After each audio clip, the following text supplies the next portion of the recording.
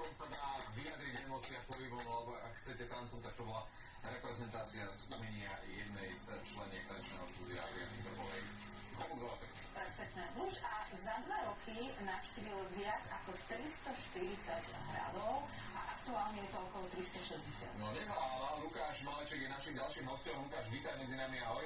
Ako Lenka povedala, za 2 roky, to znamená počas pandémie si sa rozhodol navštevovať hrady, alebo už predtým niekde to v tebe driemalo, že hrady ľúbim, chcem čo najviac. Áno, už to vo mne driemalo, dá sa povedať predtým. Ono to začalo, na Vianoce som dostal úžasnú knihu, Putovanie po hradoch slovenských. A vlastne tam som sa rozhodol, že s tou svojou rodinou začnem navštevovať tie hrady. Ale počas tej pandémie to vypuklo, dá sa povedať, naplno a vtedy som začal chodiť po tých hradoch častejšie, než možno bežní ľudia. To znamená, že v marci sa zatvorili hranice, ty robíš v Rakúsku, čiže si sa odlúčil od rodiny a si povedal, že tak teraz je ten čas, zatiaľ to celé prebádam a potom začnem chodiť s rodinou. Áno, mal som, dá sa povedať, trochu viacej voľného času, nešiel som naspäť na Slovensko a keďže bolo všetko, dá sa povedať, zavreté počas tej pandémie, tak ako aj u nás, tak som sa vlastne rozhodol, že budem navštevovať tie hrady a spoznávať aj Rakúsko. Čiže začalo to Rakúsko? Začalo to Rakúsko.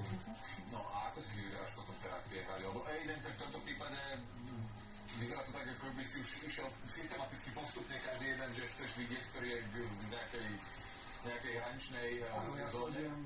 Rôzne skupiny, rôzne weby, samozrejme knihy a podľa nich si vyberám tie hrady a plánujem. Dobre, a ako to vyzerá? Lebo prísť niekde, postaviť sa, dobre, oškrtil som si, lebo som bol pri tom hrade, to je jedna vec. Ale keď niekto proste príde a naozaj sa úplne úprimne zaujíma o históriu toho hradu, tak vrta sa v tom, hej, prebehne si ho celý a tak ďalej.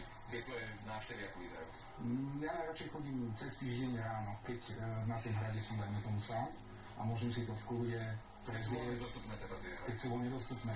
Stalo sa aj keď nie sú voľne dostupné, napríklad v Rakúsku, tak som sa tam, dá sa povedať, pozval aj sám.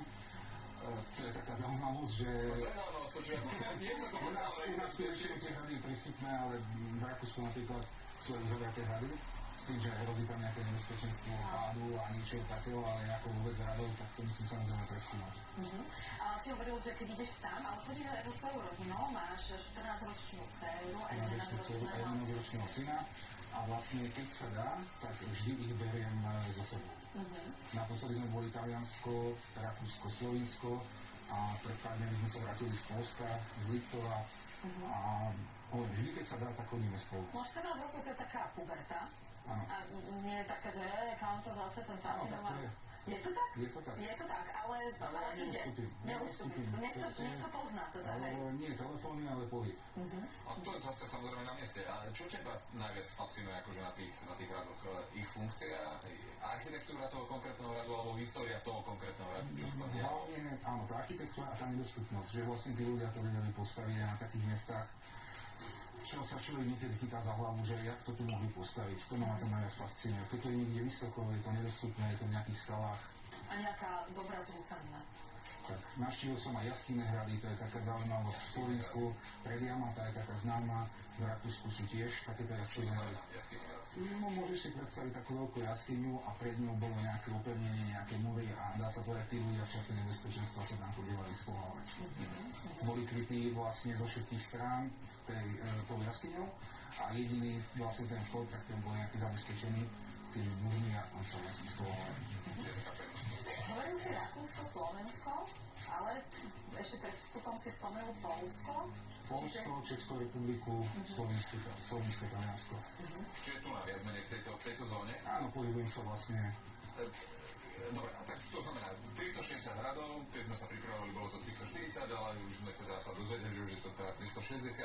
A bol nejaký, alebo sú nejaké, ktoré ťa najviac oslovili a áno, prečo? Spomínal si tie jaskinné hrady, je taká anomália svojím spôsobom? Áno, a potom sú to, tak som povedal, tie nedostupné hrady. Napríklad u nás je veľmi zaujímavý Sulovský hrad. To je, síce málo z neho zostalo, ale je to veľmi zaujímavý hrad. Dajme tomu aj Vršatec. Prečo?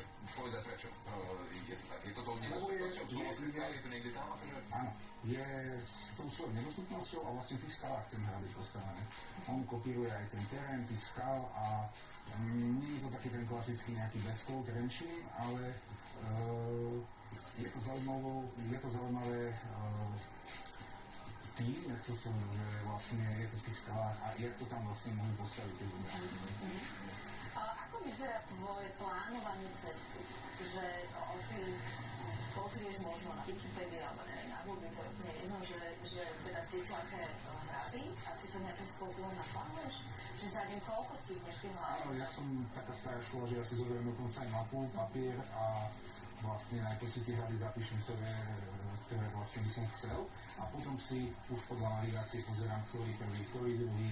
V tom plánovaní je to veľa, že veľa ľudí sa vlastne diví, že je to možné, že toľko, ale keď ja si to dobre naplánujem a dopredu si pozriem, koľko trvá cesta, kde si zaparkujem, tak za ten deň sa dá toho stihnúť dosť.